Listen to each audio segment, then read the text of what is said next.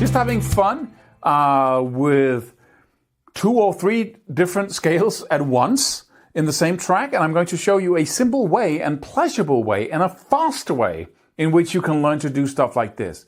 Because most people think about scales as something very boring, and we click these videos that says you don't have to learn scales to be able to solo, man. You can just learn licks, and yeah, you can just shortcut the whole process. No, you can't. If you want to become good at soloing, you have to learn scales, period, right?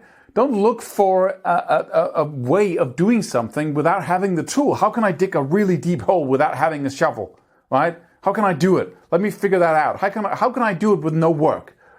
You can't do it with no work, but you can make the work pleasurable, fun, and you can get results really fast. How's that for an exchange, right? If you want instant gratification, don't look to this instrument. Go eat a cake instead, right? So enough with the ranting here. What we're going to do is come up with a simple practice method that can really get you very far in a very short period of time. But you have to do every single step I tell you to do in order to get that result. So let's look into it. It's the simplest of all. What's the next level after the pentatonic scale, right?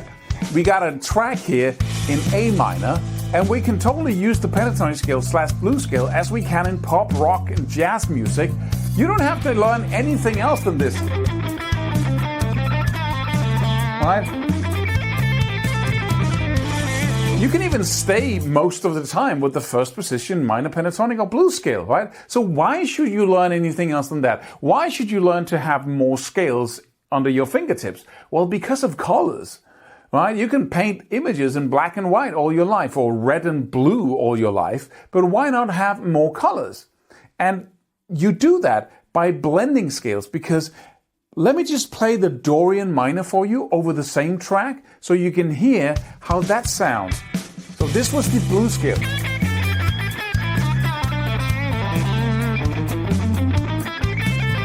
Right, you know how that sounds, right? Classic sound. But let me play Dorian minor instead.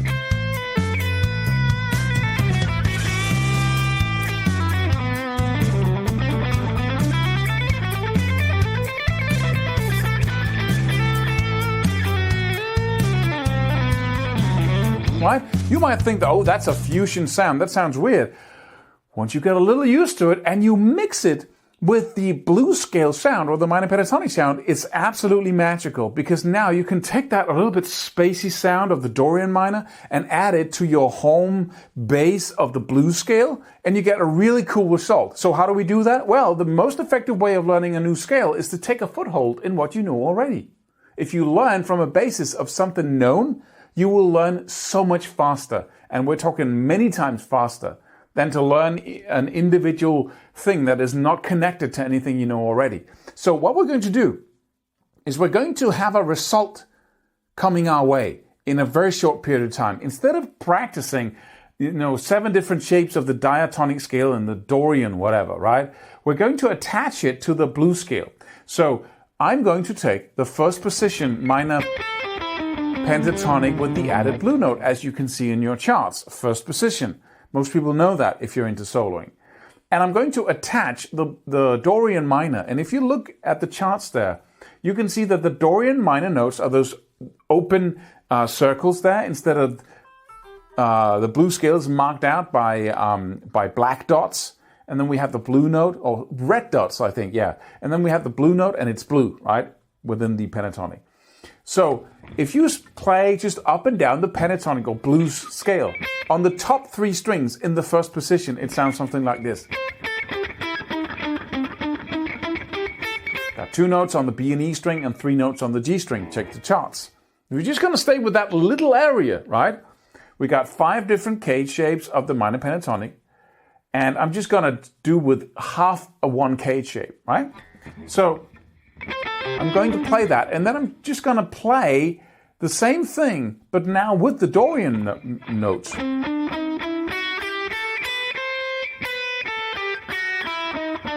Right?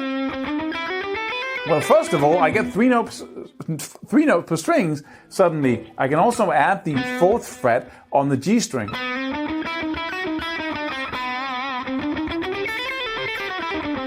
So now I have more notes to play with. If you play relatively fast, we don't really mind what notes you're playing, as long as you're within the scale. But the slower you play, the more important it becomes what notes you rest on, right? So you can see how the different notes work here. That's pretty good. Gives you another. This is just the A minor chord in the background. That's pretty cool.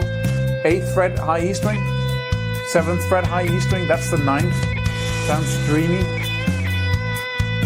That's the root note. Let's not think about theory. Let's just think about the shape here. That's the top note on the B string. Sounds okay, but it's not like, wow. Wow. This is 7th fret. This is a Dorian note that I can add. Sounds really spacey up against the A minor. That's the 5th. Broken theory again. 5th fret B string.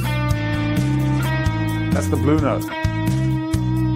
Of course it's blue. Alright. 7th fret G string.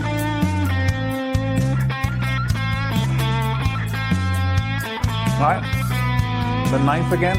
Right, so you get to know all these notes up against the chord in the background. Once you've done that, you can play the blues scales.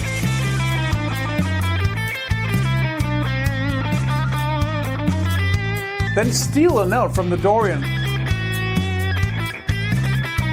Go back into your normal blues scale playing, steal another note.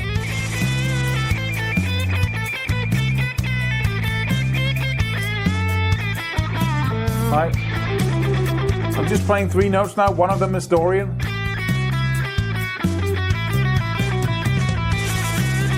I can see that all these Dorian notes are just 1/2 step below one of my pentatonic notes. So I can take one and bend up to a pentatonic note. From the 7th, bending up to the 8th on the high E string.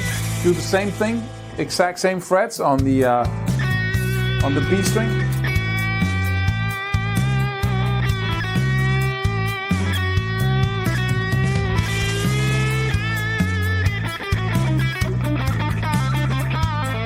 Right? What I do here is take the known, the pentatonic scale, the blues scale, add the other notes, and then I play around with it. And that's the key secret here. But you have to have that as a focus. If you just lean back, you'll just use your old licks and your old blues scale anyway. You won't learn anything. You have to focus on using what you know already and then spicing it up using the Dorian. And here's the key secret. The last point here is that you have to stay here. You can't make anything familiar if you don't move into it, if you don't stay there enough. So do this for a day and then for 2 days on only the top 3 strings. Once you get super bored with it, move to the bottom 3 strings. Spend an entire week only on the first position. Do it as the first thing whenever you pick up your guitar. Just focus on using the minor pentatonic / blues scale with the Dorian minor, with this jam track, right? Do that over a week, maybe 2 weeks. Oh, that's too much. You know, I have to practice other things. Just imagine. And it's going to take me forever. Forever? You know, if you spend 2 weeks on each position integrating the minor, the Dorian, then you're going to have an actual result. You can really use this to play music because you've been playing around with it, right? Playing, keyword.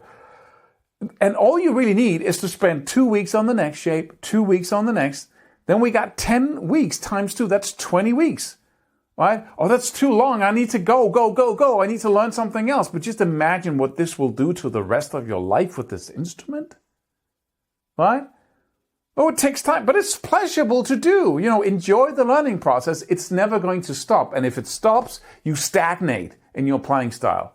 So just move into it. Have fun integrating the 2 in one position, then take the next, then the next. Then you think about something else. You start practicing whatever, right? And then you come back to it and say, okay, how far did I get? Let me just focus on the 3rd shape again. Go back to this exercise, right?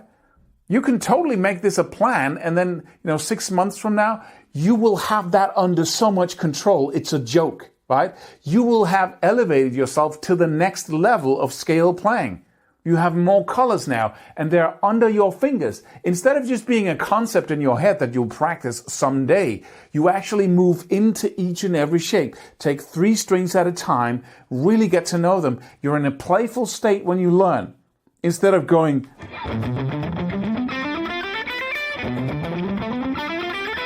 I'm an idiot.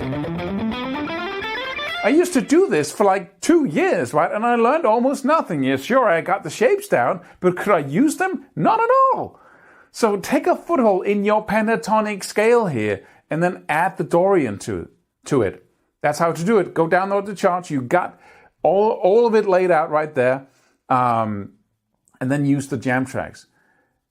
In the next video, we're going to focus on the natural minor. Are we going to add another scale class? Well, if you think about it like this, right? If you think about it like, oh, I have to learn a lot of boring stuff on the guitar, and then I can start having fun, and then I can start really enjoying playing this instrument. That is a fool's thought. I used to feel that way, but you can't suffer your way to pleasure. You have to have fun all the way. You're just really wasting your life to get a reward that won't appear. It's not going to be any greater than the level you have now. It's like having one car, and then you get the next car. And really the first car, which was an old beat up BMW that you had to polish and really fix up every time you drove it, was more pleasure than the new one. Weirdly enough, right? It's the learning process. It's the process of becoming better that you want to focus on and enjoy. And you don't want to do up and down scale exercises that brings you nowhere. You want to do what I just told you to do and then enjoy every single result. It's like building your own Christmas presents every single time. It's going to be amazing just to know it on these 3 strings in a week. Where will I be? I think I'll record myself playing over this track, and then in a week I'll record myself again, and then I'll feel good about it. That's what you're after. Short-term results, instant gratification, right? I hope this makes sense to you. Don't forget to subscribe to this channel if you haven't already done so, and go download these things and the free products on our website. See you in the next video.